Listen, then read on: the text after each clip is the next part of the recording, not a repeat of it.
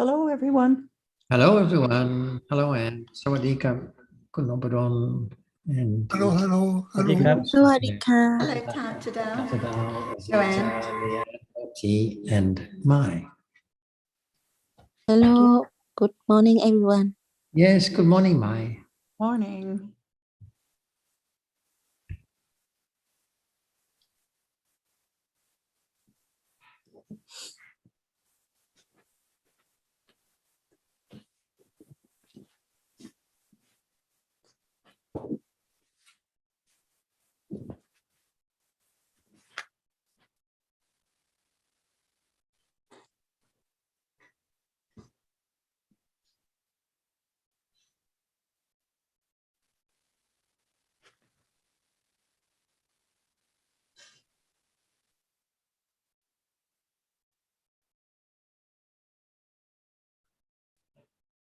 Hello, good morning. Hello, Roti. Hi. Sawadee Krab.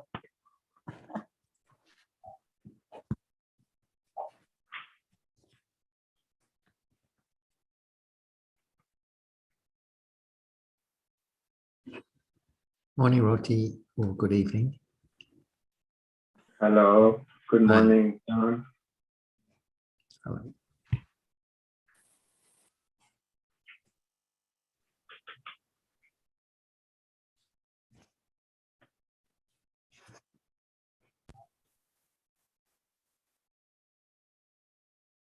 Looks like it's a bit cold where you are, Roti. You got your jacket on. Yeah, it gets cold in the evening. Hmm. I mean, the days are very sunny, but it can go down to 10 or 14 or something. Oh. Yeah. We're lucky if it goes up that high. It doesn't. Yeah, Not yet. Not yet. yeah. Yeah, but we don't have heating here, so that's why I know. Yeah. the few weeks a year when it's colder, we usually wear Right. these. But I'm getting warm now, actually. I think Achan is ready and Roti. Good. Sawadika and everyone. Good morning, Ajan. Sawadika. Sawadee Sawadika, Krab. Ajahn. Sawadee Krab, Ajahn. Good morning, Ajahn. Well, we can start now. Does anyone have anything they'd like to raise, either from last week or I something have new? a question, please. Good. It was something, Achan, it was something you said that I've written down, and it goes like, the object does appear, but to ignorance. Yeah. So can you explain that, please? Okay, now keep still. What is that? Keep still. There's many things, it seems. Is there anything? There seems to be many things. And what is that? Many things. Ignorance. But sometimes while we are sitting, talking, no one speak anything at all. At that very moment, what is there? Sometimes the thinking does not appear, right? Right now. Can there be no thinking? Thinking does not show up as what is the object of thinking. So what is there? Ignorance of that which experiences an object. Because there must be the reality which arises and experience an object from birth to death, non-stop at all. So what is there? Nothing appear as what is seen and heard or think. There's no thinking either at that very moment because it does not appear as what is that which there is thinking about right now. Is there any thinking?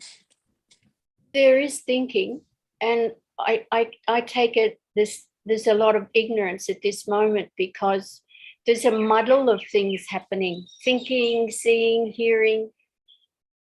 But now, what do you think about? Does it appear? Well, I'm thinking about looking at you on the computer screen. Yeah, but you see that before that moment of thinking of the object, we talk and then we stop. No one say anything. What is that? Is it seeing the object or what? Oh, I really don't know. I think it's just thinking about what's happening. Okay, when you said that, I really don't know.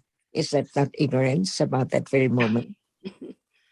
Achan, you're quite right. Yes, of course, that's ignorance. Even that is not known. See, so there must be many moments of seeing, hearing, and not knowing what is there at all.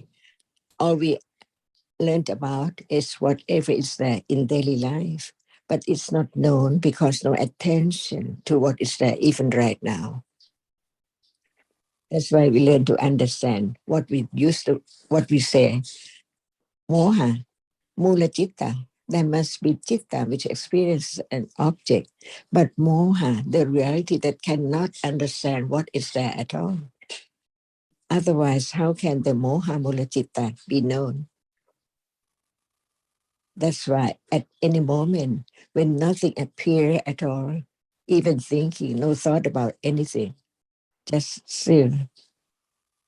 But there is a reality which arises and experience an object unknown at that moment. So ignorance cannot understand the reality which is there arising because the object does not appear. Mm. In daily life, sometimes there can be such moment, but no thought about it. But after hearing about it, it can condition moment of understanding that very moment as the reality that we used to say, moha mula citta. Not knowing, not understanding what is there. Mm. John, Go on, ahead. Anne. When you say not, sitting there, sitting still, not knowing or understanding what is there, one is not asleep, but sort of it's almost foggy. Your mind, is in a fog. Is this what you're talking about? Let's talk about moment of sleep. Nothing appear at all because it's the same object as bhavanka, as patisanti citta. So it's not the world, the object of this world. And it's not viti citta because nothing appear while one is sleeping, deep sleep. But at moment of waking up, see, what is there? Can there be moment very shortly before there is thinking or seeing or hearing? And while we are talking and no question, what is there? What is there before thinking can appear or do appear? Is there such moment? That's why learning to understand the words of truth of this life, it means that there's no understanding of the truth yet, but the idea of self is there, and even citta, which does not appear as what is there as the object of that citta. See, there can be such moment like that, but we do not talk about it, so it's not known. But when time comes, when everyone stops, no speech at all, what is there? Right now, just close your eyes. Close your eyes. What is there?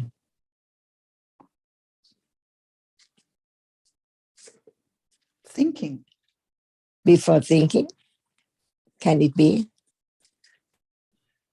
Because Um, when there is thinking, the object of thinking must appear, even it's not Dhamma, it's not the absolute truth, but it can be the object of thought, thinking about it. But at the moment, close your eyes, thinking about anything. Close your eyes, no thinking about anything. What is that? If So you I feel have that you I feel have to not is good that about, moha mulajita, Ajahn? When there's just nothing. That, Mhm. But there is citta, see, no understanding of that which arises and experience. It is moha, mula citta, not understanding that even at that moment there must be a reality which arises and experience. But since it's not the object of understanding, no thinking about it at all, even it's just right now, no thinking about such truth at all, even it's there. Because thinking or seeing or hearing, arising and falling away. But thinking about the moment when everyone does not say anything at all. Is there thinking? If there is thinking, there must be object of thinking, words or what. But at moment when it's there, no thinking, close your eyes, no thinking, right? Is there anything? No thinking. Just close your eyes. Is there anything? my answer to that would be it's just blank, blank and black. Okay. Is there any reality which experiences at that moment? Well, as you've just explained, Ajahn, it must be moha mulajita. Or even we don't use any name, any word, is at that moment? Well, it has to be experienced. I mean, because if there's no experience, that no, it has to be something that experiences the blankness. No, I mean that there must be a reality there, experiencing, but no understanding of the characteristic of what we say nama, the reality which experiences an object. That's why there can be from learning that it is moment of akusala. And there's no attachment at that moment because the object does not appear at all, nothing appears. It seems like nothing appears because usually there is thinking, but at that moment, just close your eyes. Nothing like seeing or thinking or object or hurt or smell or sound at all. But there must be, we learn that there must be citta. Even while one is sleeping, there must be citta performing the function of bhavanga. So at that very moment, there is moment of not bhavanga. We are not sleep, are not in sleep at all. But what is there? Just close your eyes. No sound, no smell, no thought. Is there no citta at that very moment? There has to be. But it's not known. That's why it's not easy to understand the reality which arises and experience. But Buddha showed us different kinds, all kinds of citta, even that at very moment no one knows. Citta arises and experience, but the object of experience does not show up. And even the citta is there, arising and falling away, does not show up as a reality which experiences an object. That's why it's not easy to realize the truth of citta as it is. No shape, no form. And when it's moment of understanding citta, the reality which experiences an object, it's not understanding the object of thinking, of hearing, or seeing at all. When no thing appears as the object, like sound, smell, or thinking, or hearing, or anything, there must be a reality at that moment which experience an object, and Panya learns to understand it. Otherwise, we just talk about citta, it experiences. But at the very moment of just close your eyes, it seems like nothing is there. But actually, there must be citta experiencing an object. The way to develop the understanding of citta is the moment when it can develop the understanding of that which experiences. And when there's no understanding, not sleep, it's there. Close your eyes. But nothing appears as thinking or seeing or like or dislike or whatever, sound or smell. There must be a reality. Otherwise, it's death, no more, this person. But it's there. Citta arises, experiences, but ignorance, in order to understand what is meant by ignorance, a reality which cannot understand that. But when it arises with lopa, lopa appears as being attached to an object, but the characteristic which does not understand the truth of that very moment is the moha, not understanding the citta, which is the chief of experiencing that object, no understanding of that which attached to the object or dislike the object. Everything are there unknown until we talk about it from hearing the truth about it to attend to the moment of experiencing, no matter it's what. That's why in a day, the moment with lopa can appear, dosa can appear, but moha, see, just moha without attachment or aversion is there, unknown, but it's there by the teaching of the Buddha. So it can be proved there must be a reality at that moment, but the object of that moment does not appear because ignorance cannot understand the reality which experiences an object. Is that this moment is there unknown until it's known. I Yeah. don't think I've actually thought about moha at all in the past years. I think this is that sentence I wrote down and what you've just explained. It's like it is moha, ignorance is a reality, but it's because it is ignorance, it doesn't seem to appear like, for example, lopa or dosa or the feelings. They're more obvious, but moha is just, like I said, I've not even thought about it before. So I appreciate what you've just said, Achan, very much. Thank you. And you can see that even moha mula citta is citta nupassana satipatthana. Otherwise, it's not the understanding of the truth of whatever is there as not self. When there's no understanding of that, what is there? The five khandhas are there. And actually it is moha mula citta at that moment, not understanding the truth of that very moment. That's why the nama, especially the citta, which arises all the time, that is not known. Even we're talking about what is there now. Citta is there underlying each moment.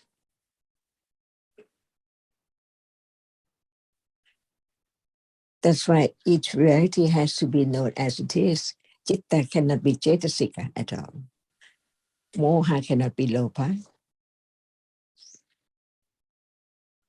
That's why there is the moment of understanding how important for parami, just developing the understanding without expectation for the result to realize, to penetrate the truth, because it cannot be without understanding at all.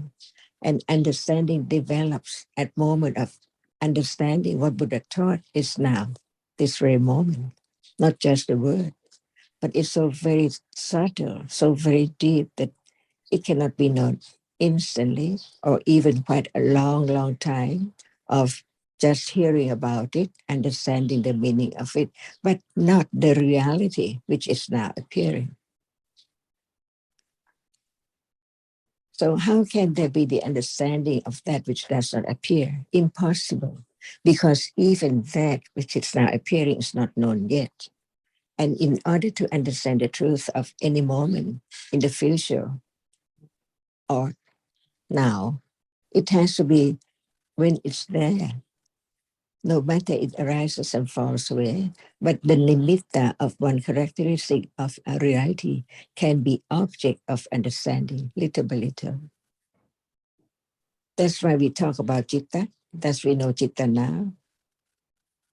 That's one is like familiar with the characteristic which experiences an object or not yet. And how can be the moment of beginning to know, to understand, to be acquainted with that we talk about so long? It's only the moment when direct understanding is there to be known that it's not just intellectual understanding. This is the difference between the understanding at different levels. Intellectual understanding does not have any doubt about the truth. So firm, tirasanya, otherwise there's no condition for direct understanding to just being aware of that which is now appearing. So the truth is not far away at all. It's now so close, whatever is there. When it appears, no world, no one, no thing. Otherwise, it cannot appear well. When it does not appear well, how can there be right understanding of the truth of it? For example, citta with moha, as we just talked about. No doubt by words, but to know it, to really understand the truth of it, because it's now touching, seeing, hearing, thinking, can be known. But when it is moha mula citta, at that very moment, no understanding of what is there. So at moment of citta with lopa, ignorance is there, cannot understand the truth of anything at all. It has to be a moment of right understanding without ignorance and lopa and dosa and other kilesa. This is the way to understand the great wisdom of the Buddha, his compassion, his purity, just for the sake of the listeners, just for them to understand. That's all. No attachment, no clinging to the result at all.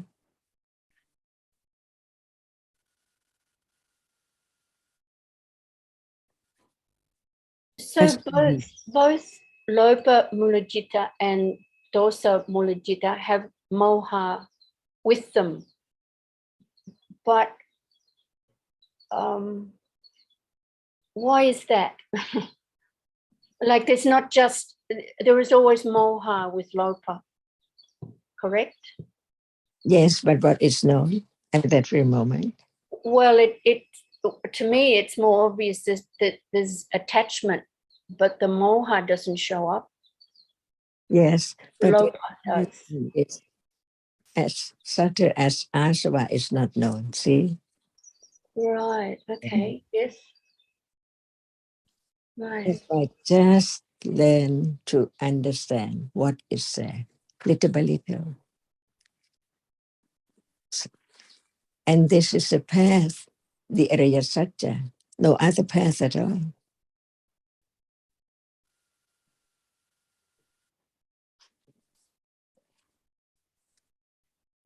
Thank you, Achan. That's really opened up another whole area for me. I'm just surprised that I've never really thought about moha mula jitta before. So thank you very much for your explanation. Thank you. Yes, the understanding of the truth has to be so very natural by conditions in order to understand what are the accumulated show up in a moment, little by little, to be known as no one there at all.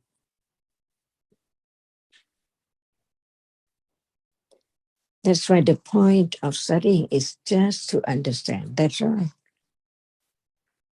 By then, there can be more understanding of even that is not so.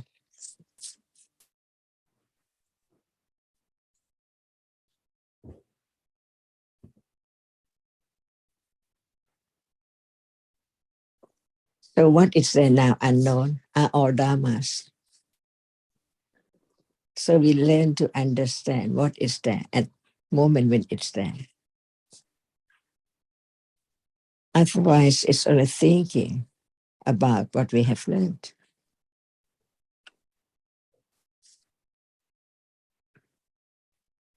And so that brings me to panya. Panya is the jetasika, seemingly the only jetasika, the only reality that can understand any of the other realities. There is no other way but the development of panya that can slowly understand what the other realities are. Yes, it's only panya, which is the best of all conditioned realities. Yes. Yes. And the sharpest by the sound of it. And this is the beginning, and it develops by its own way, naturally. No, who knows how much understanding of what is there? Because it's so very little, like holding the knife's handle, see? Who knows? Only panya knows. Right? But when it appears, like Sariputta never knew before that he would become Sotapanna. When? At what moment? See? Everything is hidden until there are conditions unexpectedly because they are anatta. More confidence of anatta, no one there at all. When we learn to understand the truth, it is citta, it is cetasika, it is lopa, it's not self, it's rupa.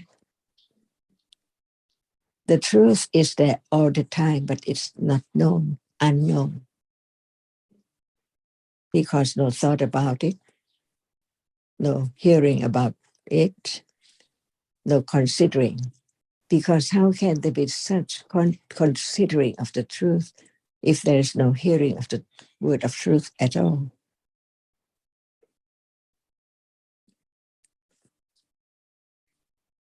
That's why the understanding, talking about reality and having even such very little at a time, understanding what is there is so very precious in life. Because everything is gone. No one there, nothing there at all. So wrong understanding take the shape and form and the mitta as something. So very important. But the most important thing is that there can be death at any moment, and just live for a long time without understanding, or even begin to understand the truth is the most precious thing because it's accumulated unknowingly. Everything is unknowingly by its own way.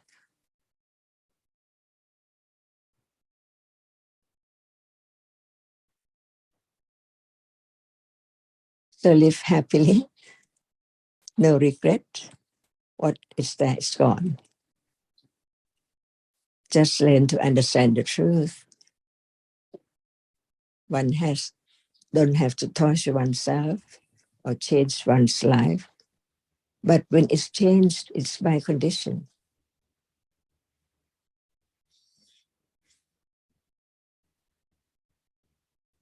I relate to what you just said about torturing oneself, because I'm very good at that. And occasionally, you know, the thought that comes that of what I've learned, that there's no good worrying about anything really, because it's gone already. So occasionally there's some relief from my torturing myself. But I had an incident yesterday, Achan, with the police, because I was driving and I did something I should not have done. And the police stopped me and I got a big fine. And normally I would have felt really not happy about that. But this time I thanked the policeman very much for stopping me and correcting the bad things that I was doing. And it was actually a very happy ending, because he was laughing and I was laughing, despite me doing something wrong and receiving a big fine. So that was not torturing myself. That was like, yes, that was a good incident. By understanding the truth, see, life truth. I think, yes, I think that what I have learned over the years, that it isn't all about me. I could see the bigger picture in the incident that had happened. And yes, and I think that comes from having listened to the Buddha's teachings over the years. I think, I don't know, but it's an event that's gone already. I'm hanging on to it, but it's gone already. What about Sariputta in his last life? Did he know before how much understanding has been accumulated? No, I don't believe he did know. That's why life go on by conditions, anatta. But the understanding is developed, it's implanted, it's enrooted, so it can arise anytime when time comes. No, who knows the next moment? Always next and next and next. Never know.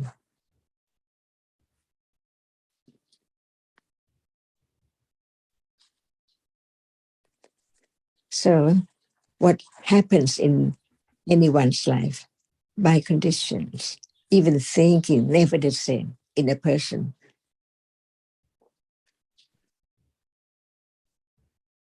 But right understanding can arise when there are conditions to arise only by different manners, dana, sila, and so on. Or akusala, when there are still conditions for whatever arises, it arises.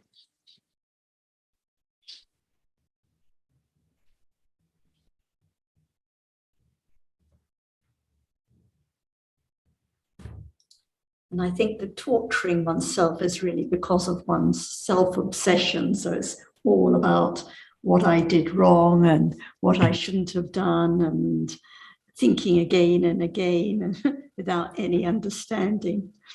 I had an example a little bit like yours this morning, Azita.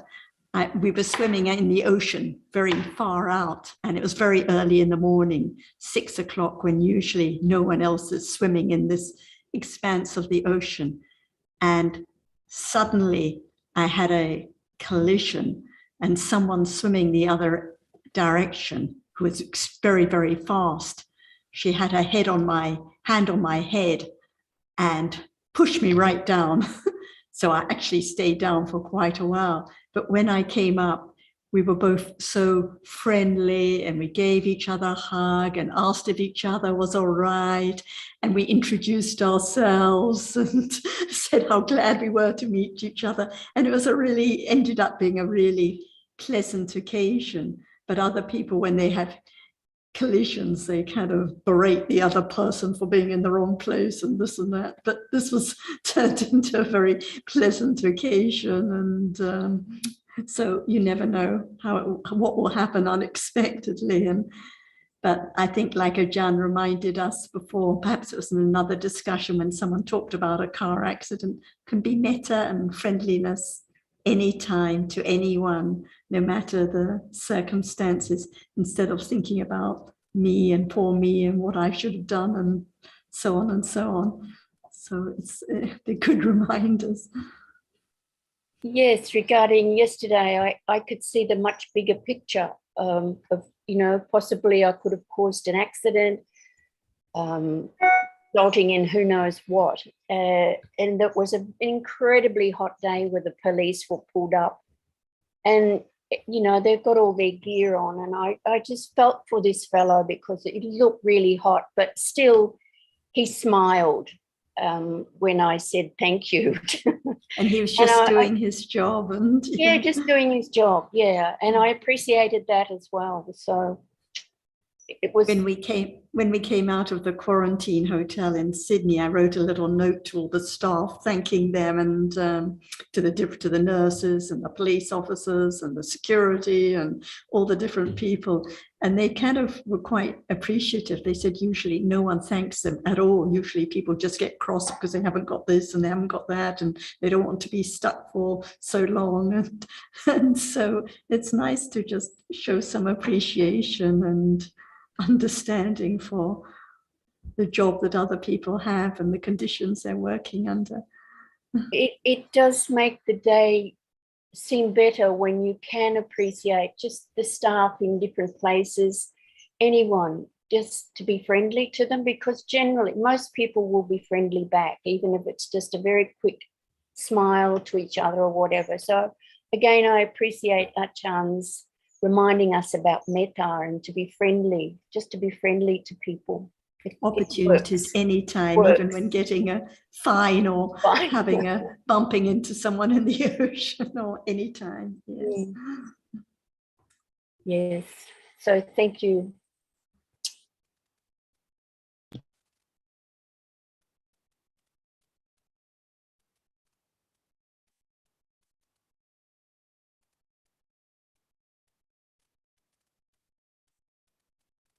John, I have another question about nimitta.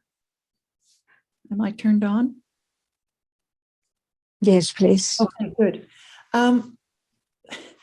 I was re-listening to some of last week's discussion with regard to nimitta and the rapidity with which, for instance, seeing arises and falls away, and it can't be known until there's the nimitta of it, because we can't know one moment. And then you talked about shape and form being the product of that nimitta, or sorry, let me go back a bit, that seeing is constantly arising and falling away in succession rapidly, and that each seeing is different. So the nimitta of seeing then would change constantly as well, I'm thinking. And then you said something about shape and form being the product of the nimitta arising and falling away so quickly. Can you talk a bit about that, please? And if I'm mistaken in what I heard, I'm sure you'll let me know. Can we say that the seeing is not the hearing? Yes. Instead of concrete, the shape and the form. I'm sorry, I didn't catch what you last said. And nimitta of seeing means that even right now, uncountable seeing are there, arising and falling away, unknown all the time. Yes. And so the seeing itself now is the nimitta of seeing, numerous seeing, arising and falling away. Yeah. So Buddha taught about rupa nimitta. Each rupa, no one can experience just one very tiny single one at all. and nimitta of vedana, nimitta of sanya, nimitta of sankhara khanda, nimitta of vijnana, all now are nimitta of the arising and falling away in succession. Yes. So we live in the world of nimitta, nimitta of reality, and nimitta of the shape and form of that which arises and falls away, from up some different colors when it's seen. So it has different shape and form, and even sound. The word in different language, see, that is nimitta of each one of sound too. Can you explain or talk a little bit more about the forming up? Yes. What do you see now? I see the screen. So in reality, what is seen? In reality, So the nimitta, a visible object. But I'm sorry? so tiny or the whole doll or the whole spoon. Yeah. Not one single moment of seeing to form up such shape and form, right? Right. But seeing just in very short moments, so very, very short, but it is clear that it's blue or red. What shape is it? Strong or very little? Form up the different shape and form, even of a rose, the petal, see, and so on. From moment to moment, like you just turn or swing the fire stick. It can be some shape depending on what you swing, in what way, see? So, but it's only one single fire stick. So now it's only one moment of seeing, but it sees different object because different object impinge on the IBS, condition such moment of seeing that.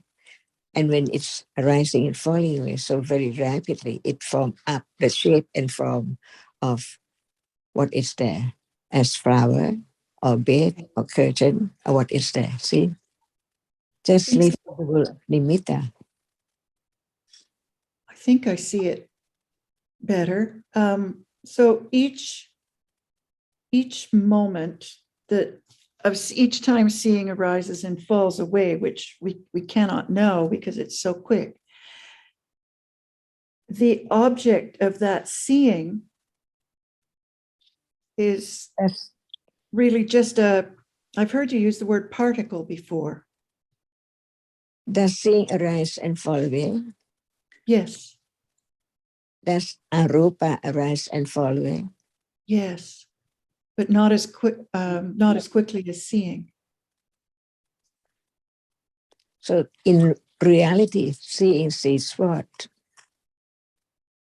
Boil down to a moment of seeing. What does it see? Arupa.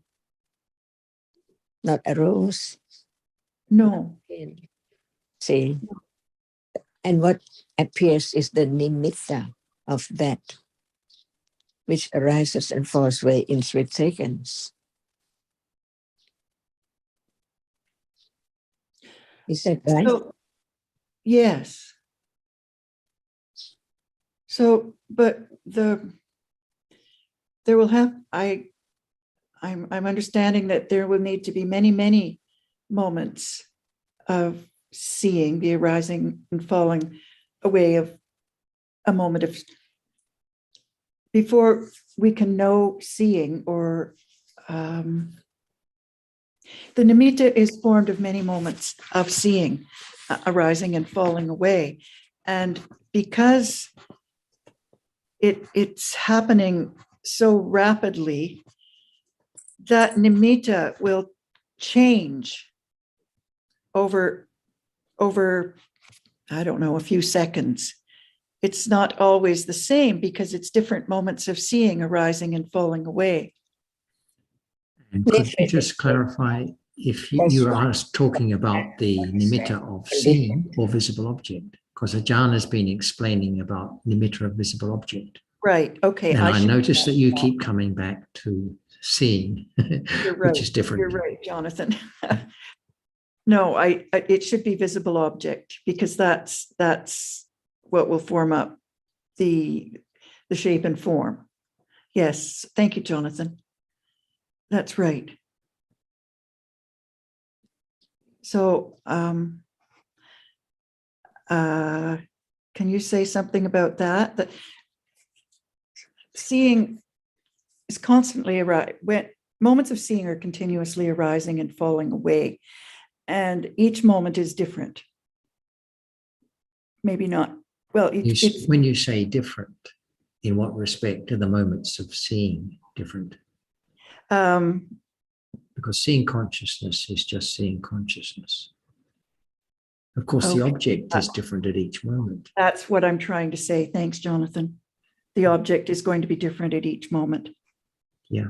And that's why these different objects are formed up into these different minute objects, as Ajahn explains, are formed up into something that we comprehend as a conventional object.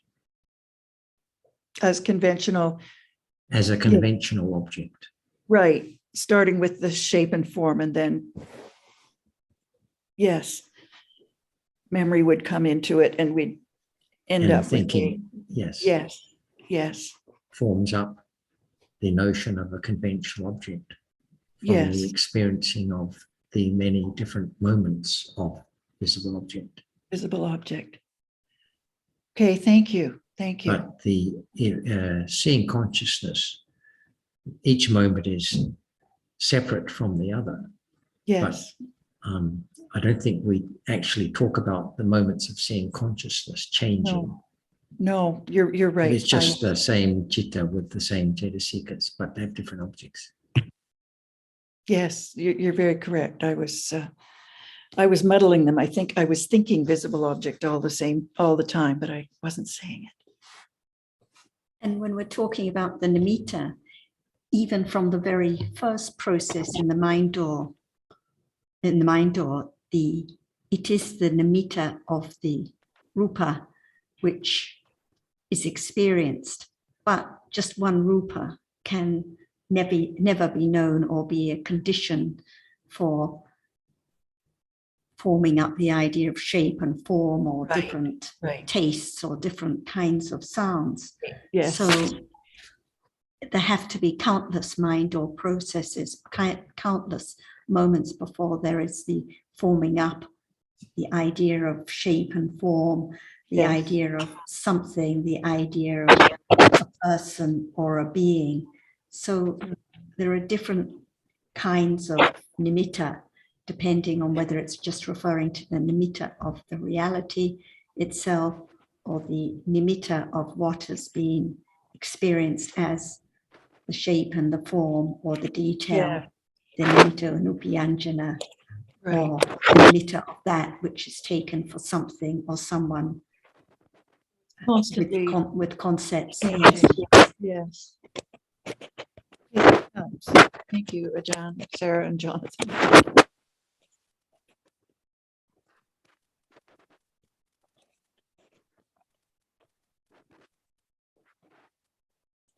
It's also quick. Here we are around each other on the screen. Incredible how quick it is.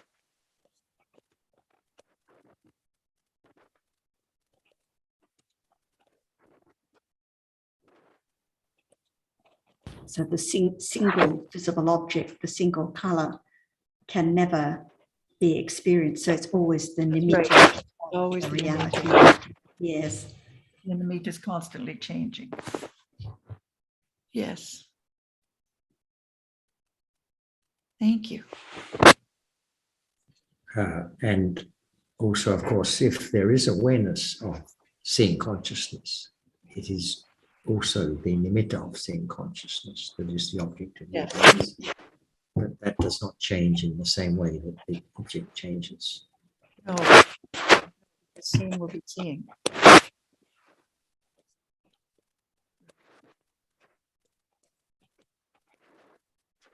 Sarah, when you were just explaining to Anne about the mind door, you were saying that there are many moments of mind door, many mind door moments that experience Many processes, through the mind.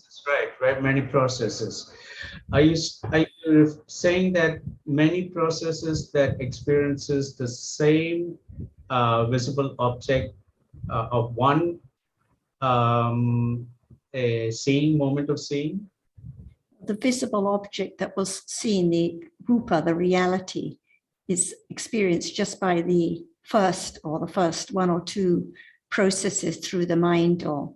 And after that, so it is the nimitta of that reality already, but that reality doesn't appear. There have to be many mind door processes of that reality as experienced, the shape, the form, the characteristic of the reality. This is where the fire stick analogy comes in.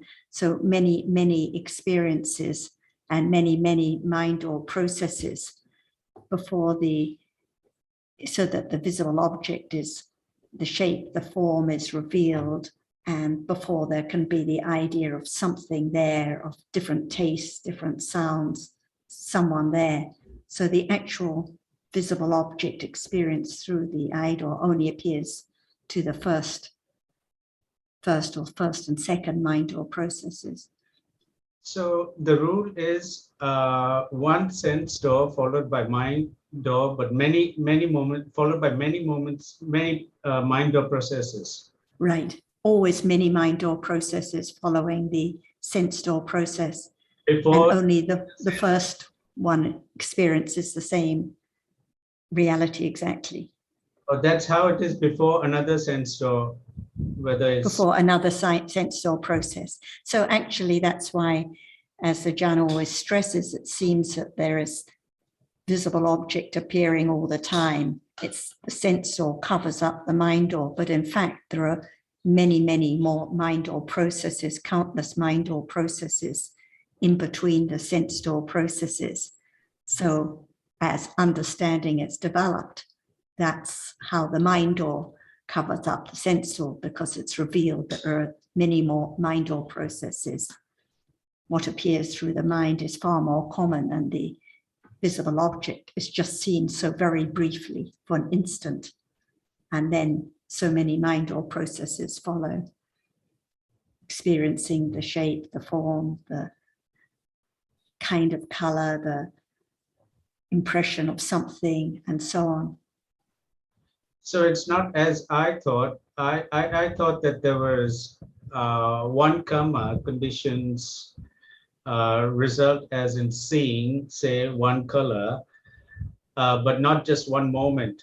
It conditions many moments of seeing, but one sense door followed by one mind door, another sense door followed by another mind door. And that's what gives rise to the idea of nimitta anupayanjana, no? So one karma can condition many moments of seeing during life, but the seeing in the sense door process has to be followed by many mind door processes before there can be further moments of seeing experienced. And it may not be seeing, it may be hearing, or maybe any other kind of sense experiencing in between. But the karma can still condition more moments of seeing during life. So now you're saying that the karma that conditions a moment of seeing can be one moment, and then another day, another moment. Right. Oh, okay. Just like Bhavanga Chitas, one moment, and then later more moments, and then later more moments, and then nighttime more moments. And seeing too can be conditioned by karma now, and then a bit later and a bit later throughout life. Okay, thank you.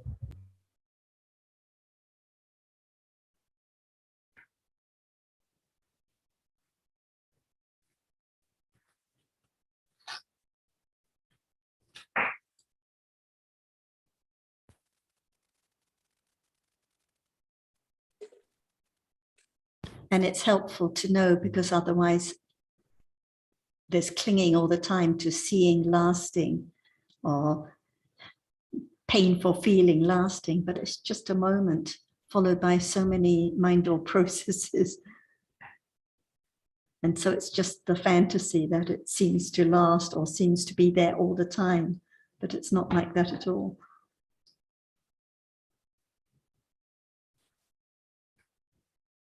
What is experienced through the mind door after a sense door process? I was going to ask if it was the nimitta of seeing, but it wouldn't be. It would be each moment of seeing, each tiny moment of seeing. What is right? experienced through the mind door has to be the nimitta. So for example, after an eye door process, the first process in the mind door has to experience the same object, the same visible object that was experienced through the Right. eye door. So it has to be the nimitta of the visible object, because the visible object itself has fallen away. And in other mind door processes, the object may be seeing, or it may be attachment, or it may be any reality that appears, but it has to be the nimitta, the seeing itself long fell away. It arose and it experienced visible object and fell away. So when seeing is experienced, it must be the nimitta of seeing.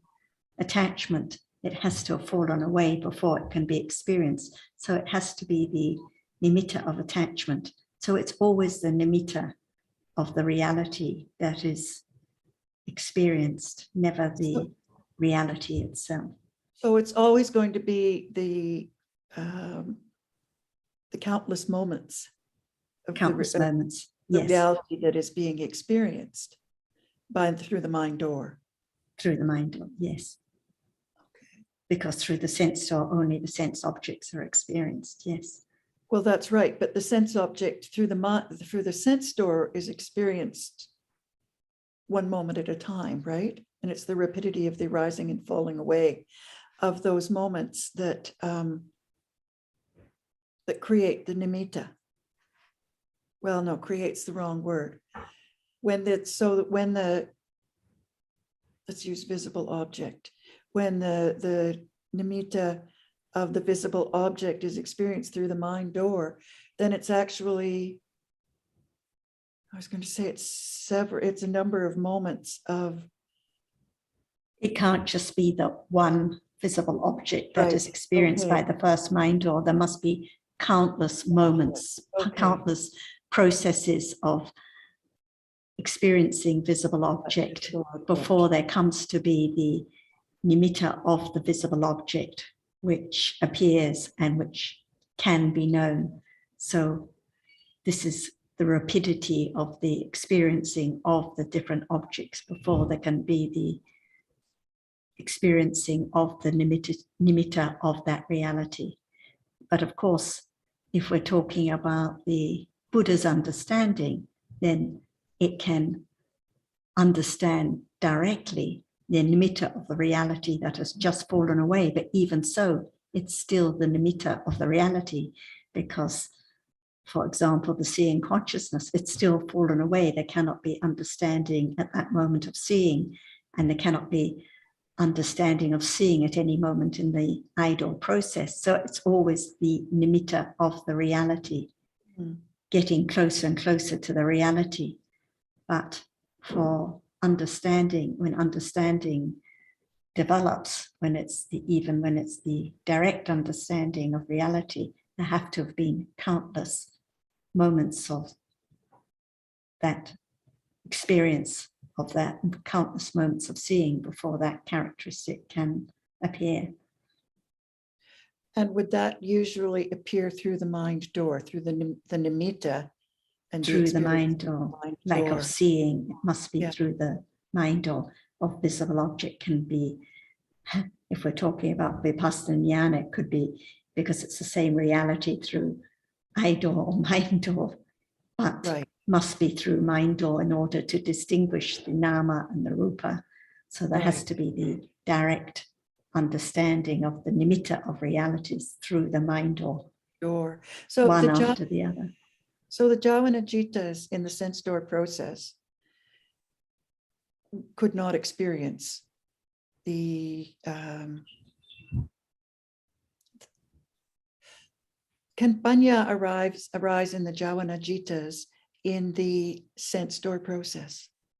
Panya can arise, but in what cases? So it can arise, obviously, in the Buddha's case, panya can arise in the sense door process, or even at vipassana, it can arise, but there has to be the arising of the panya in the mind door processes in order to understand one reality after another, and to clearly distinguish nama and rupa, what is mind or what is sense door.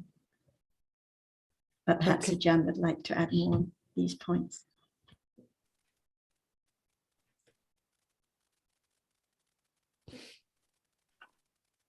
So now we are in the world of nimitta.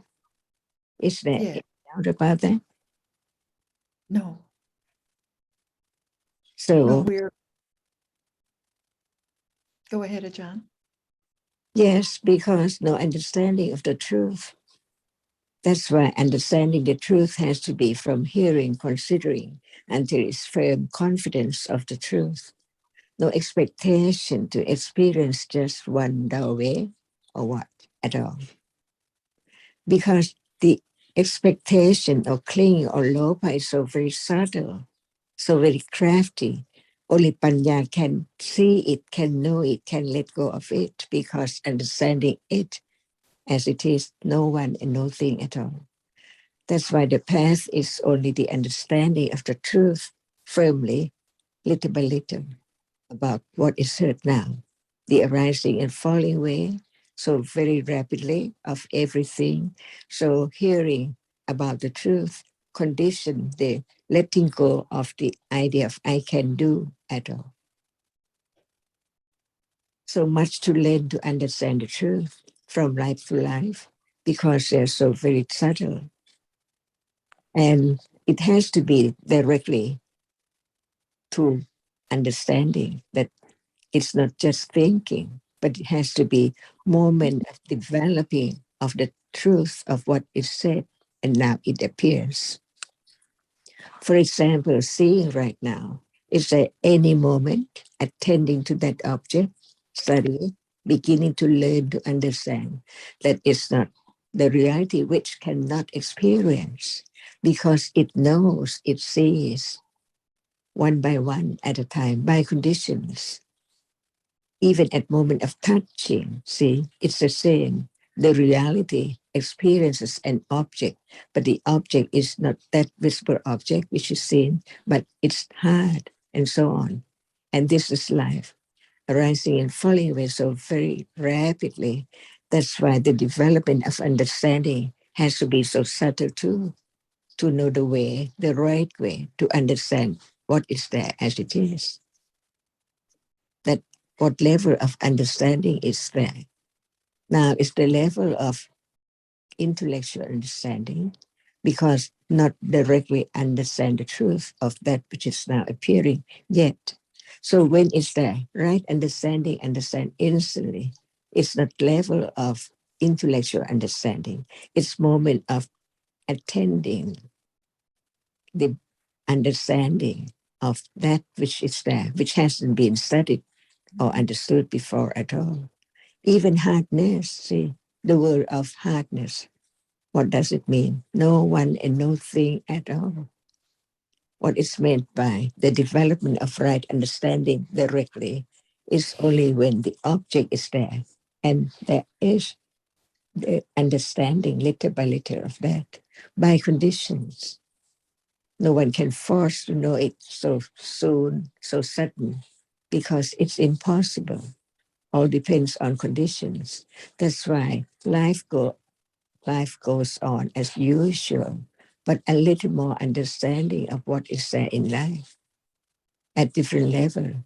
It can be just no thought before, about what is there as it's only there when it's there. But later on, even thinking is conditioned by intellectual understanding about it, which does not think about the other thing as usual. But sometimes it can think about that, the truth, what is there in life, until it is the direct understanding instantly, or of such no expectation at all for every moment with understanding. So no expected to try to be aware because it's false, not the right one, not truth at all. The loka is there, performing, playing its trick all the time. That's why just understanding, that's all. Everything goes by conditions. No matter it's so pleasant, so very unpleasant, it's there by conditions. No more, not torture oneself because understanding is there. It's useless to have akusala.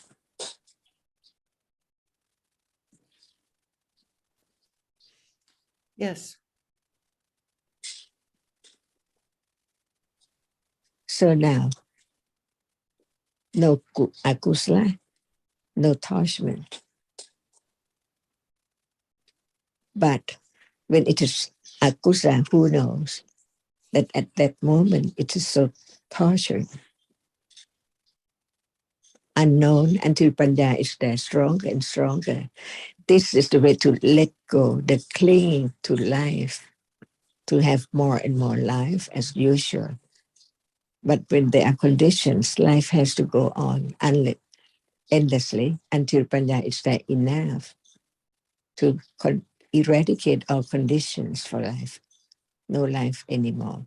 No hurry, because the attachment and ignorance so strong, so much that it conditions moments in life more than moment of kusala. But the right understanding develops all kinds of kusala, little by little at a time, like Kun Ashita's story and Kun Sarah's story. Actually, no one, see, when there's the understanding of dhammas, all are dhammas.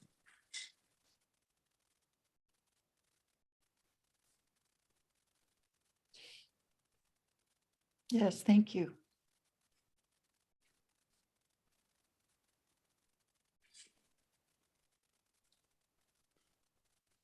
To understand what is useless condition, more useful moment.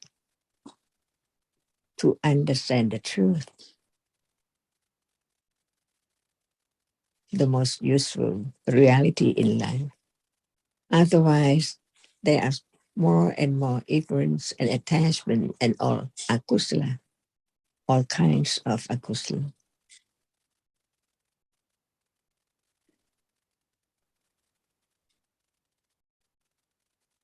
Is there a moment of lopa mula citta, mula citta, or moha mula citta? They are there, see, before it can be known as no one.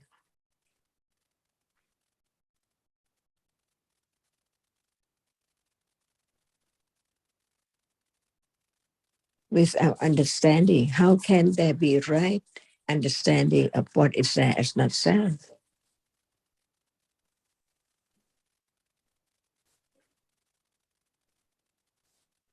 There can't be. That's why we learn more about the truth as much as condition it.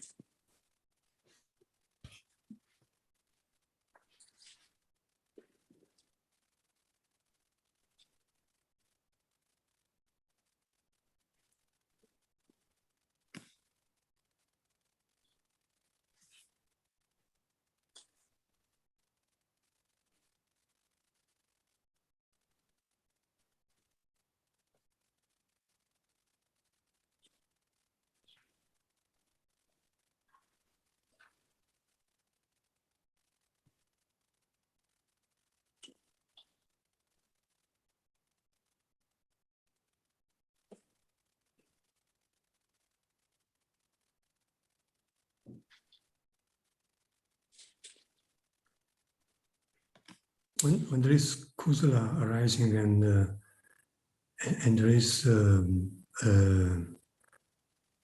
either maybe loba or dosa, and there is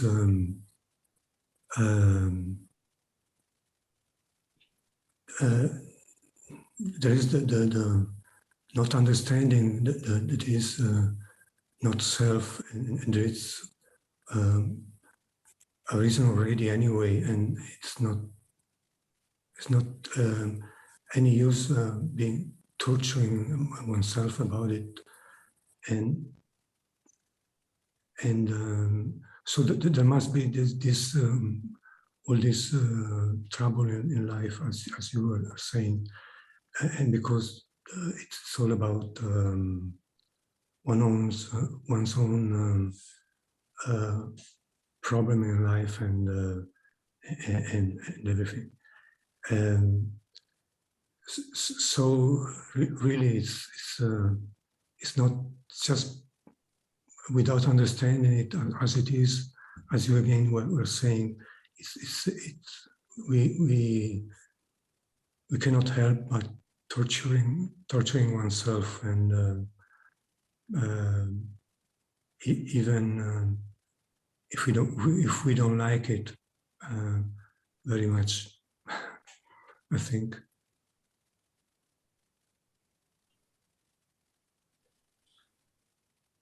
What can one do? Understand. That it's a reality which has such characteristic to be known as it's there.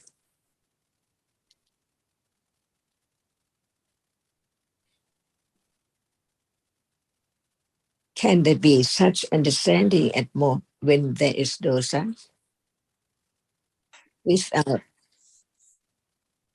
developing understanding of the truth of no self, it's impossible.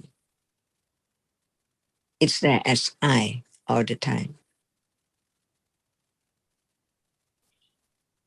I don't know whether this is the answer for your question. Yes, thank you, John. Yes.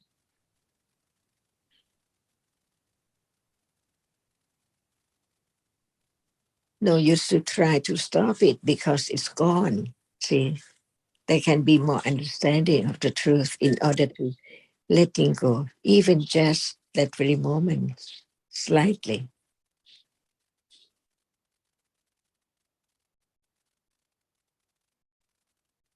That's why we learn to know speech about that.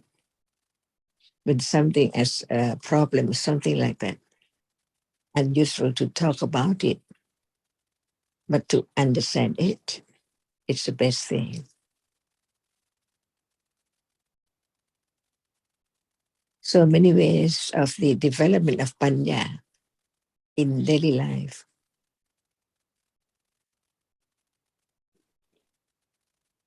Whether it's led by panya or ignorance or loba or dosa. Understanding can understand so well until it's not me, it's only a reality, little by little. Because the truth can appear well only to the moment of panya is there, strong enough to understand what is there, which pop up even right now. But right now, the popping up of reality is not known because it arises in false way in split seconds, covers up the truth of what is there has to arise by conditions.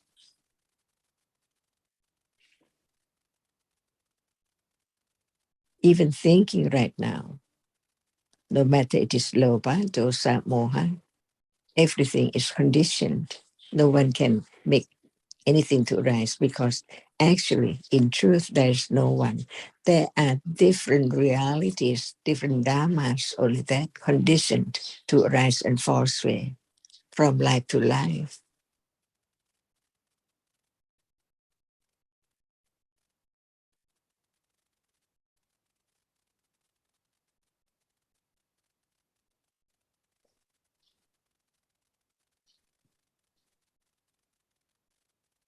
There must be an object right now to be known, depending on conditions, to know it or not to know it, to be aware of it or no awareness at all.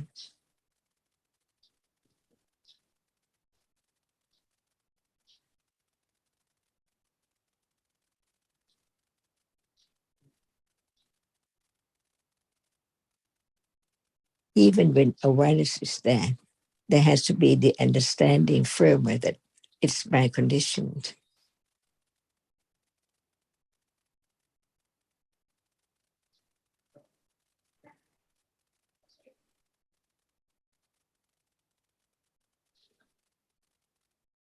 When time comes, awareness directly, be aware instantly of any object, anywhere, anytime.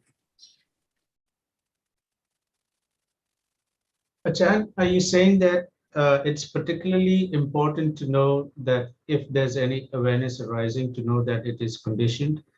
I mean, is it not the same as seeing, knowing that seeing arises by conditions? What does not arise by condition? Nibbana, the only reality that does not arise. It's not now yet. So nothing, everything arises by conditions. If there's no understanding of the truth right now, can there be understanding the moment of no more arising? No, no idea. There wouldn't be any understanding about what it means not to arise. If there's no understanding about conditioned realities, about the arising of conditioned realities, then there's then we never have any inclination towards any understanding about that which does not rise and fall away. If there's no understanding of what is there now, can there be the understanding of other things, as like Nibbana? No. That's why there has to be the understanding of what is there now. Otherwise, Nibbana is just the word. What is that? As long as this moment, this reality cannot be known yet, how can there be the understanding of what which is not here and now?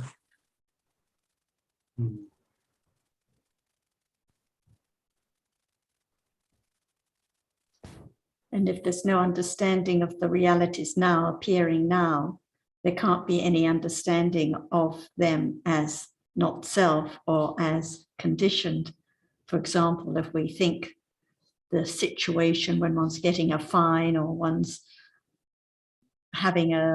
being knocked in the water, if one takes that for being real, it's impossible not to have regrets and torture oneself if one thinks of the situation as being the reality. It's only when there's understanding of visible object, sound, different realities, that there can be the appreciation that each one is conditioned and gone instantly.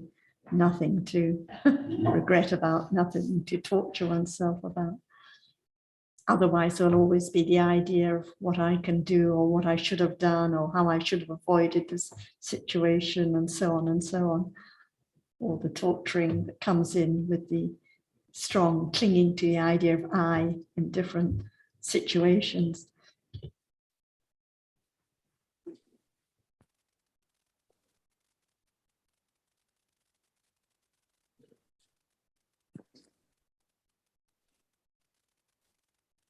And to be truthful, what's the point of listening to the truth? Usually we don't remember. We're always forgetful, and we never, our understanding is not firm enough to understand that it's listening to the Buddha's teachings. The Buddha taught for us to understand what appears now. And what's the point? To understand, to slowly understand the reality arising at any time. Because ignorance shouldn't be of this moment.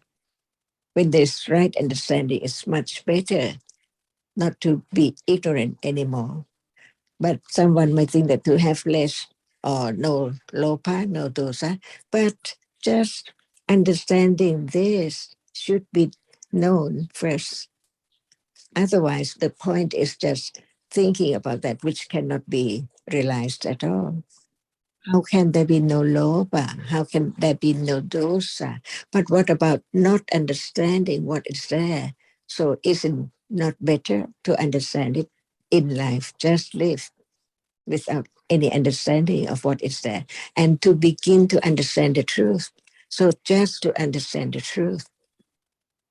And then it's the function or the function of panya, right understanding itself. Because everyone now still have loba, just want this and that all the time. But the hearing of the truth is so very useful. That's why one see the usefulness of understanding the truth. So one study, one hear about it, one would like to find out what is the absolute truth. As there is light and this light and everything. But the first thing is to know the truth. So we just talk about whatever Buddha taught to understand the truth of what is there now. Otherwise, it's not understanding the truth because the truth is here and now. So the point is to understand the truth. Better than none at all in life, from life to life.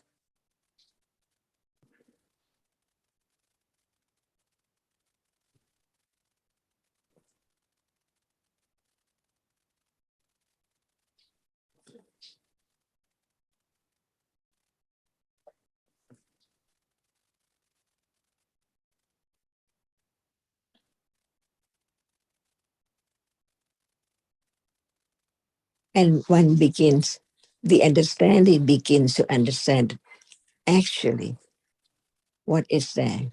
It's not as it is. It appears as something all the time, nimitta all the time. But in truth, what is there which form up the idea of things and people and the world? That's why there can be the understanding of what is meant by it does not appear well because it does not appear as it is, arising and falling away. Nothing is left, gone forever, never to be found in samsara, only once in samsara, and then gone. So what is there? No more. Only clinging is there because of ignorance, not understanding that, clinging to that which is no more.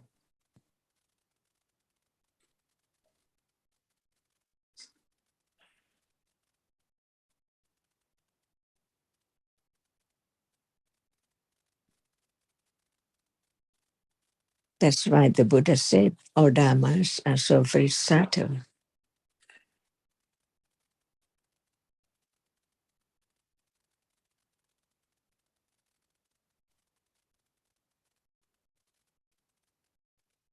When there is the understanding of the reality, there can be the beginning of just live in the world of nimitta. The truth is hidden.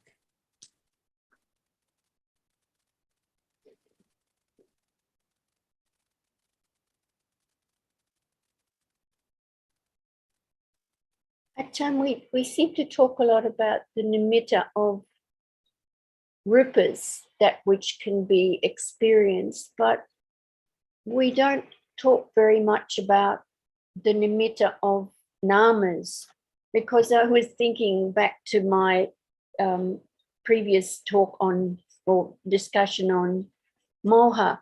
So obviously moha has nimitta. Is that right? That's whatever arises following whatever arises does fall away, yes.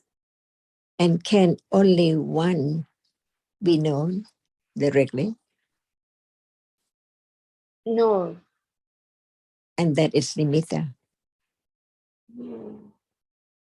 of that whatever is there arising and falling away appears as nimitta of that very reality. Right. How can there be the imagination of that which arises and falls away in split seconds? We think now, but actually many moments now in what we say now.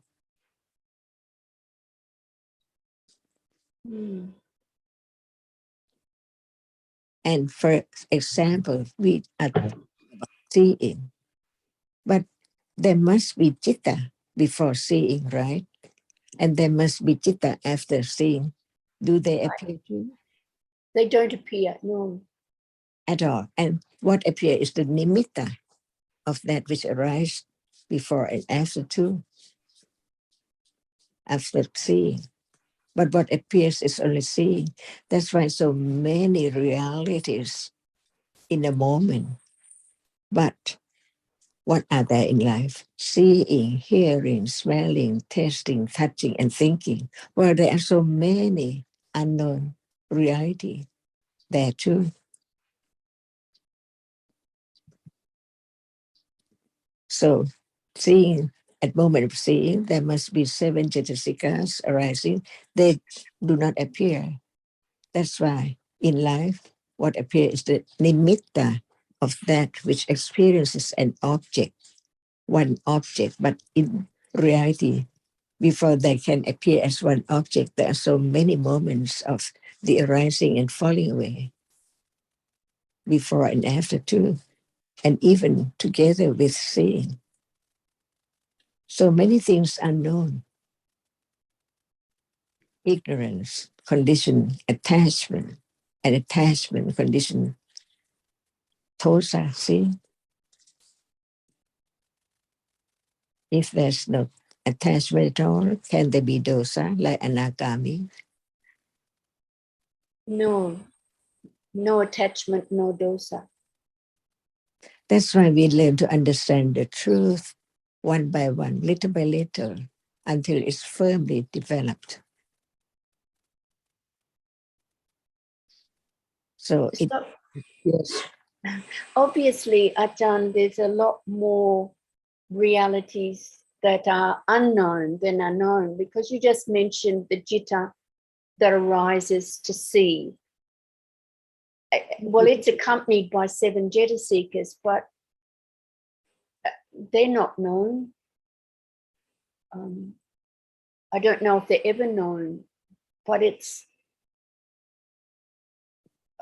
but if there's no more understanding of what is there appearing, can there be the letting go, even thinking about it as it's not self?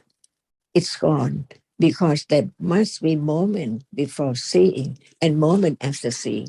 It means that seeing gone or seeing hasn't arisen yet.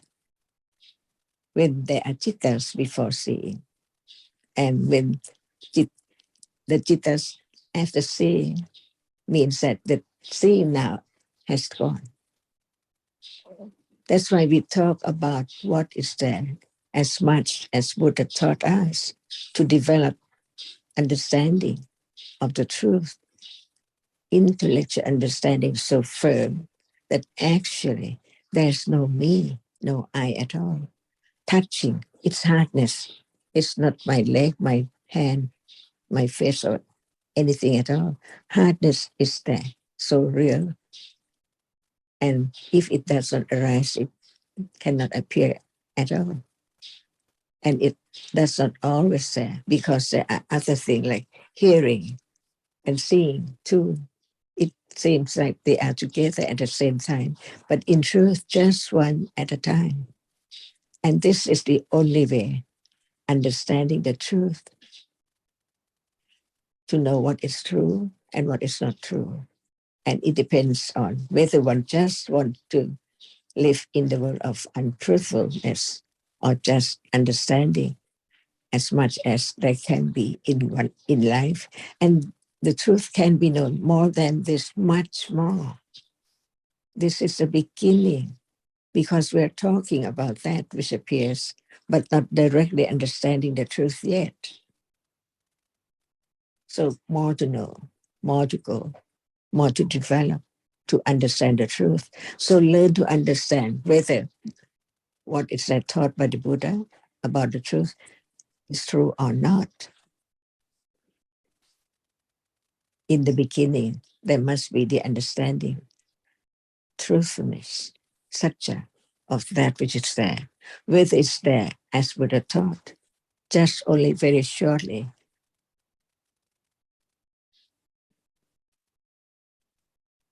And when there's the understanding of how short it is, right understanding knows how much understanding of the truth, because it does not appear as when it's realized as Ariya Satya yet.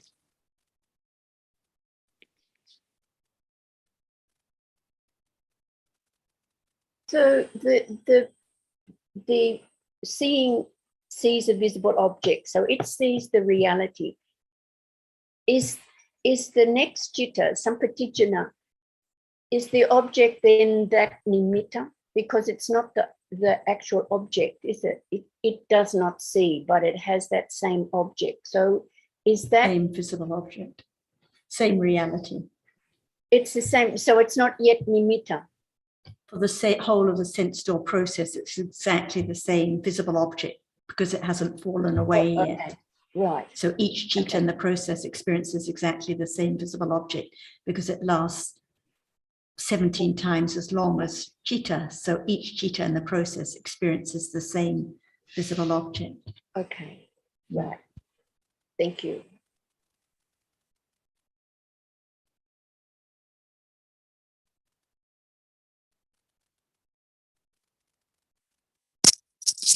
Tanajan, Tanajan, are you there?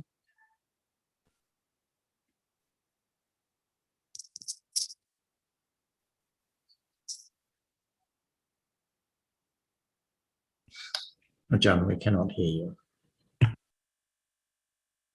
Sorry, I didn't turn on the microphone. Say it again, please. So I'd like to go back a bit, Tanajan, just a little bit earlier on discussion. We were talking about panya arising. Now we know that obviously it cannot arise at the moment of vipaka citta, at the moment of seeing or hearing, for example. And it cannot arise at the next vipaka citta, the sampatijana, or the next vipaka citta, the santirana, or the vattapana citta, which is a kiriya citta. It cannot arise then, for obvious reasons. There is not, panya cannot arise at those moments, but panya, as we know, potentially can arise in the jhana process that follows in the sense door process. So, and I imagine it would probably only be Buddhas or Aggasawika. So they must, or say, let's say the Buddha would know that object as it truly is. Would that make sense to me? Is that so, Tanajan Cup? It was talked about, but it didn't seem to be answered earlier on.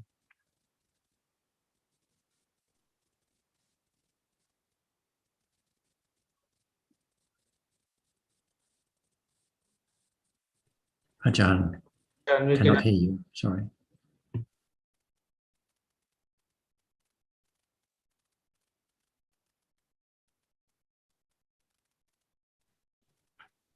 John, we still can't hear you.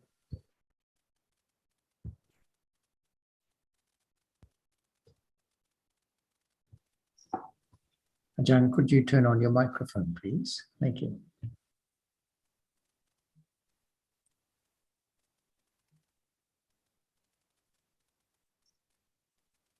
Sorry, something wrong. Please say it again, your question. Sorry. Certainly, Tanajan. All right, let's go back. We were talking about this earlier on this morning. At the moment of seeing, obviously, because as you've just mentioned, there's only 7 Chaitasikas, Panya cannot arise at that moment. It's a Vipaka Chitta. The next moment, Sampatichana, is also another Vipaka Chitta. There are a few more, there is a couple more Chaitasikas, but they cannot, but Panya doesn't arise. And also Santirana, subsequent in the sense store process. Another Vipaka Chitta, Panya cannot arise. And in the Vattapana Chitta, which is a Kiriya Chitta, that Panya cannot arise then either. But in the sense store process, Panya can arise. I imagine that's only the case of the Buddha, or possibly Agdasawika, the really top Sawakas. So it's true we can say that Panya can arise then, and the object can be truly known as it is by the Buddha. I suspect, as I'm asking this question, it must be, because otherwise we wouldn't know about what we know on the theoretical level. So Panya can arise there, but other than Buddhas, cannot be known. Panya arises and understand what is there. So when nothing is there, can Panya know? And when something is there, can Panya know? Certainly when something's there, Panya can know in the Jhāvana process. Certainly we can say that, Tanajan. So we can say that in the Jhāvana process of the sense store process, that object can be known as it truly is. It's the question about whether can Panya arise with the Savanatitta in the sense store process. That's correct, Tanajan. I'm sorry if I didn't make that clear. Okay. At moment of right understanding, while it is clear understanding, it means that the object appears well, right? Correct, Tanajan. Okay. At moment when right understanding is there, understanding the object so clear, through what way? Well, normally for people like myself, it would be nimitta that could be understood, but not in the sense store process. So I imagine only very wise people, vipassana jnana and be well beyond, who can experience that object as it truly is in the sense store process. Right now, each process arises and falls away so very rapidly. The object of one reality can be known, right? True, Tanajan. Happiness or whatever, but it's not as clear because other objects are there together too right now because of the succession of the arising and falling away so very rapidly. It seems like everything are there, right? But in truth, it's not like that at all. No. And how can it become so true? Because actually, the sense process is only one, while many mind process experience the same objects, so many processes too. That's why when it's clear what Dhamma can be known clearly. That last word, Tanajan, you said fairly. What was? I didn't understand that last word you said, Tanajan. Clearly. Clearly, right.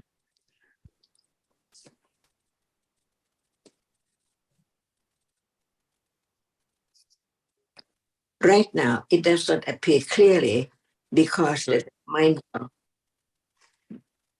does not appear at all, right?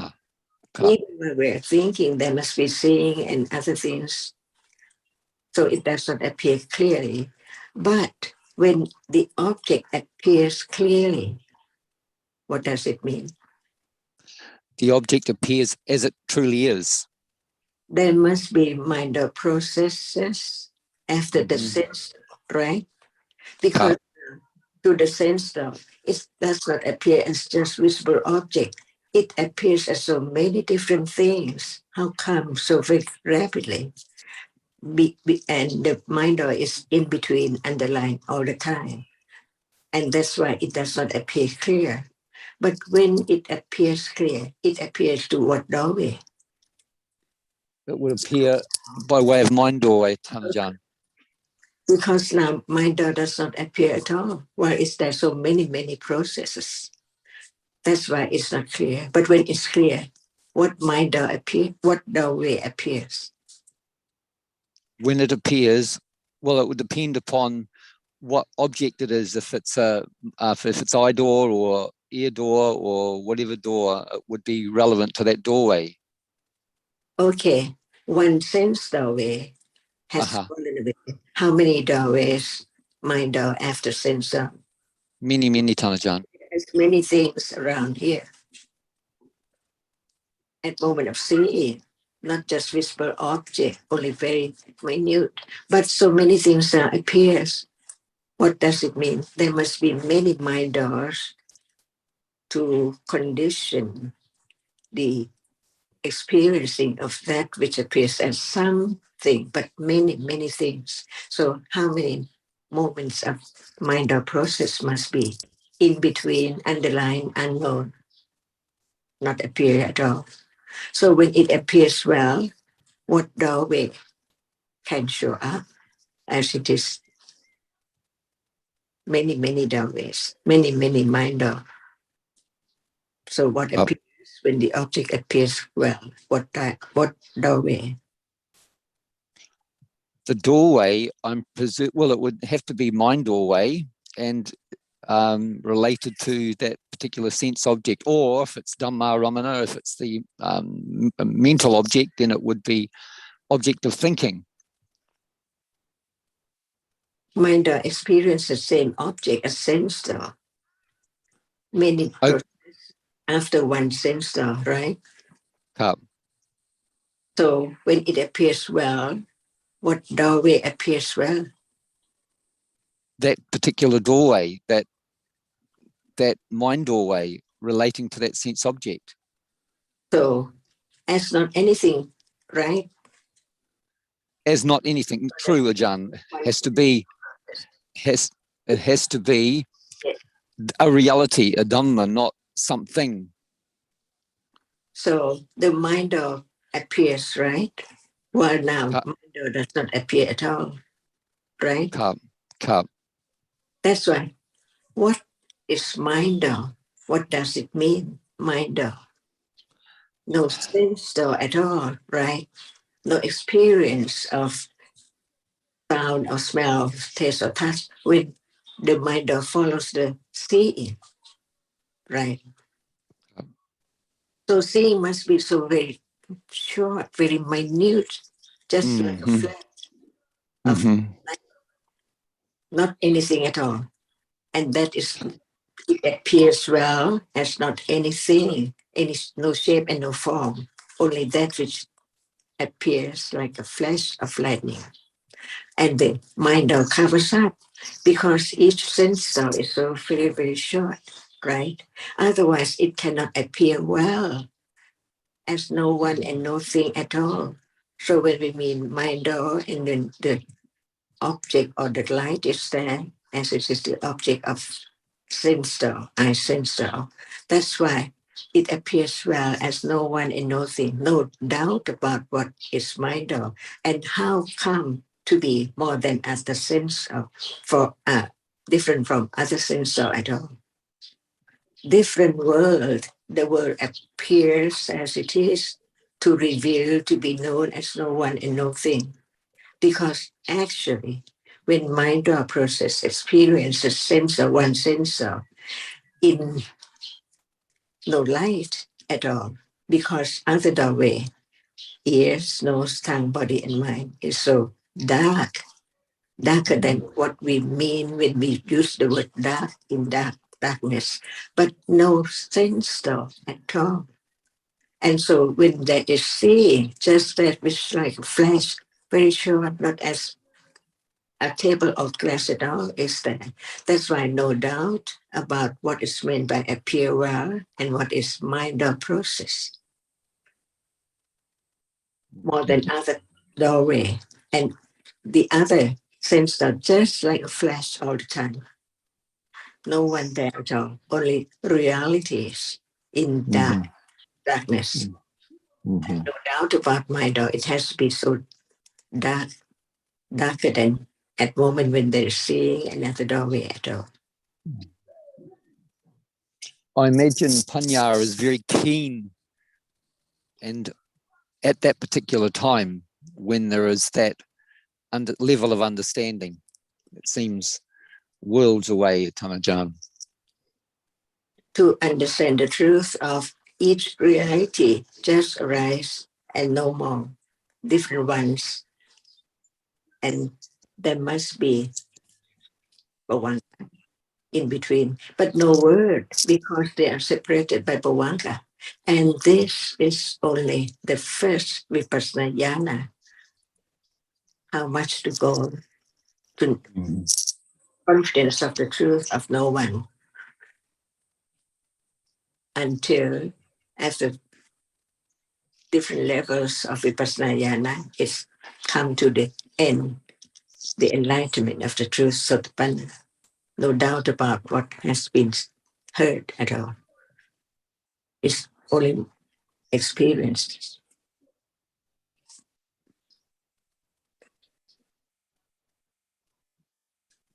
So we live in the world of Panyati, of ignorance, of clinging, of the object which appears as nimitta, but in truth, what is there?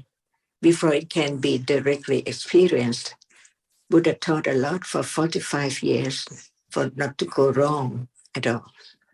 Only right understanding develops on and on and on, and letting go the secret attachment or hope or will to do anything at all. And no doubt about whatever it is sanya, or whether it is vedana, or whether it is rupa or citta. As we talk about moha mula citta, see, it's a reality only.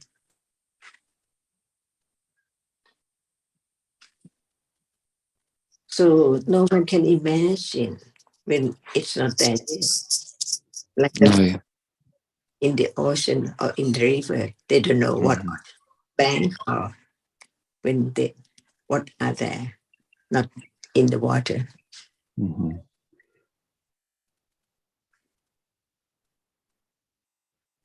I appreciated what you said, something earlier on today, Tanajan, when you said that the reality is always there, and that and it can be known, but it still seems, I know, yes, the reality, theoretically you can understand that the Dhamma, the reality can be known, it appears now, however it does seem almost unknowable because of that level of ignorance which covers over. There's always that covering over, Tanajan, that however we know, you've talked to us many times about patience and confidence, which I feel is so important to continue on the journey. If there's no confidence, which is based essentially in panya, at some level of panya, as far as I can see, if there's no saddha, if there's no level of commitment to listening carefully again and again and again, then wisdom cannot grow. I can appreciate that. Still, I think what Jyotika said the other day, it can seem almost overwhelming, the level of panya that's needed, and one can begin to appreciate, at least at some small level, of how great and how powerful panya is. So just to understand the truth, whatever is there by conditions, no matter it's moment of pleasant or unpleasantness, to go against the current of ignorance and attachment, That's why Panya has to be so strong, stage by stage. You know, I appreciate those words too, Tanajan, to growing, to learn, to go against the current of attachment and ignorance, which is very powerful. And we can see how ignorance does cover over, but covers over in a... Buddha said all dhammas are so subtle, even the way or the path to realize the truth, so very subtle, not as one thing that one can do or one has to do. It's wrong. There is No, that I can appreciate, Tanajan. And I see how important it is, though, to consider carefully what the wise person says, what the Sappurisa says, to listen carefully, to attend wisely, and to follow in accordance with those instructions or those pointers or indicators that the wise person gives us, like as you do to us, Tanajan. I have some degree of trust in that, but I still imagine that it's an ongoing journey, and as you've said many times, we need patience, much patience to develop understanding. It takes an incredible amount of patience, again and again and again, to go against that current, as you were saying, Tanajan, of ignorance and attachment. And the confidence of the truth, even at moments of intellectual understanding, but so firm, give way to understand the truth, because no clinging to the result or no will to try at all. Yeah, these are always very helpful and subtle points, Tanajan, that there is no clinging to results. That's helpful, because when there is that cling to results, we know that that's not the correct path, and that's not helpful. Even though that can arise, the proclivity or the tendency to want results, we can begin to understand that it's not helpful and it's not in accordance with the Saddhamma, it's not in accordance with Kusala Dhamma. And the path has to have the parami too. Without parami, it's impossible. Right understanding of this real moment. And Tanajan, when you say parami, you're referring to really any level of kusala that can be helpful and conducive to the development of the path. And don't forget Panya Parami. For Parami. Yes, Tanajan, true. When there are the right conditions.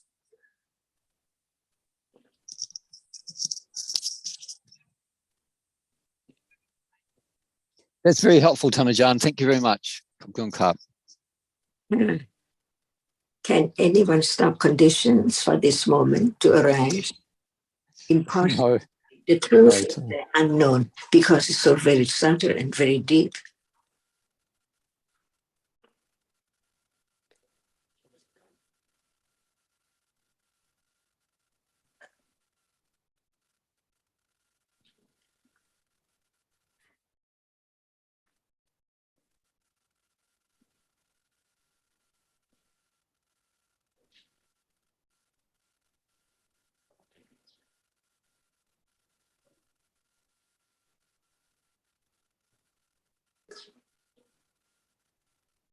We've got a few minutes left here, like about 6. If anybody has anything they'd like to raise, now's the time.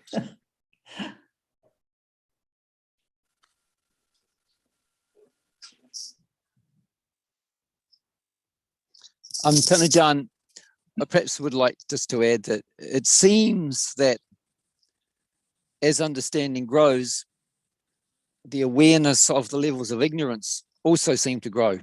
Not at the same moment, but it seems that wisdom at some level illuminates how much ignorance there is. And only Panya can know that. Mm-hmm. Yeah, that's helpful, Tanajan. That's helpful. There's attachment around that also, I know.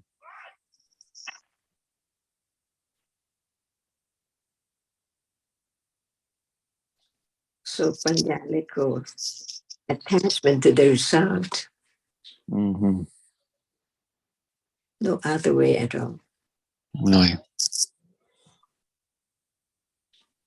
And how much understanding with Khanti Parami, Satya Parami, Adhidana Parami, to condition, to support the understanding so firm that all depends on conditions. Without more understanding, it cannot let go anything at all. Mm-hmm. I appreciate, Tanajan, how valuable and how vital it is to keep on listening carefully, considering carefully, and following in accordance with the Dhamma. And it seems to me, yeah, it's a journey. It's a long journey, and well supported by Sadhu. And we can begin to appreciate that takes a long, long time.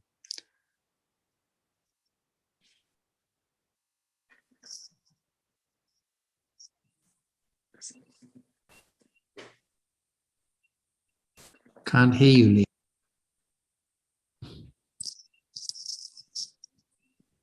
Leanne, we can't hear you. I don't know how to make you hear me. Can you hear me any better? No? So don't worry. I'll ask. Very faintly.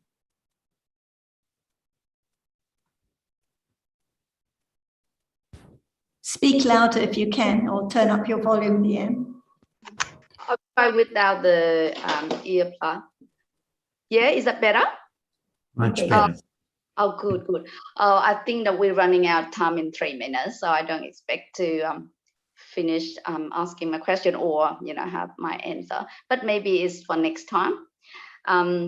So my question is about a topic that was raised during a Vietnamese Dhamma discussion on a Wednesday a few weeks ago, where Little Hang asked about Sila, why Sila is not mentioned, mentioned in the 37 factors leading to enlightenment. And then John, Sarah, and Ajahn explained extensively. So I'm not going into that detail, but basically the detail that is the main part of the answer was from John, and John mentioned that Sila has always been developed, throughout, and what's the word for it?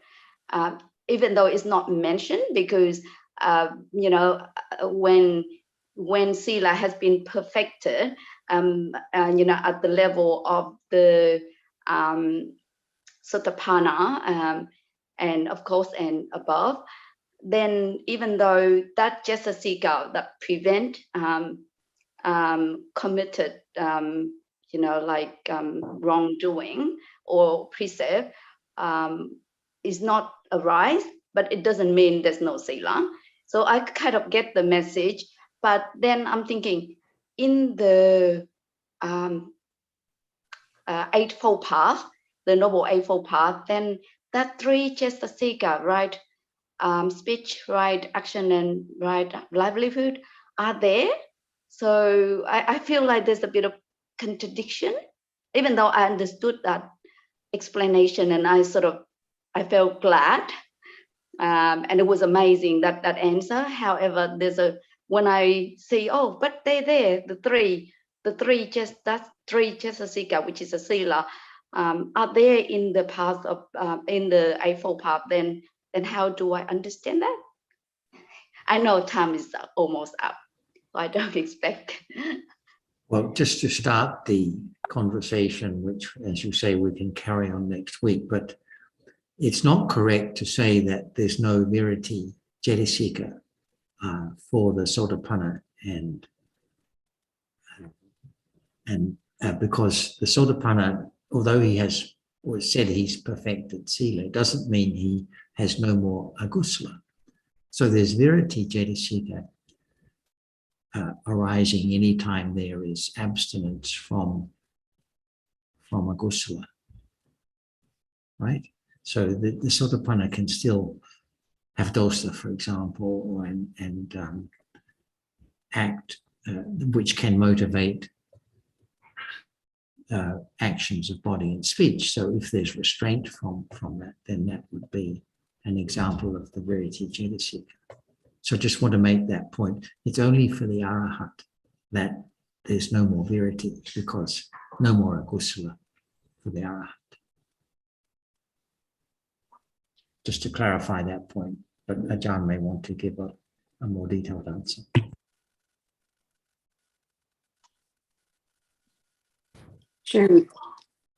Shall we talk about Sila again next time?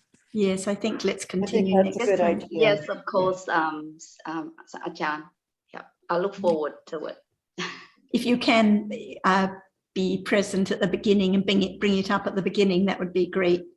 Yeah. My only problem is just because like I mentioned, I'm at work, so sometimes I can't be there. But I'll try. Yeah, I'll try. I think Sarah means don't wait until the very end. Oh yeah. I'm at work and I don't know when I'm available, to ask. Yeah, but I'll try. I'll try my best. But all happen by conditions. I'm aware. So I can see there's in the chat box. Eve said would like to join Vietnamese group discussion. Maybe Sarah can help sending. Yeah.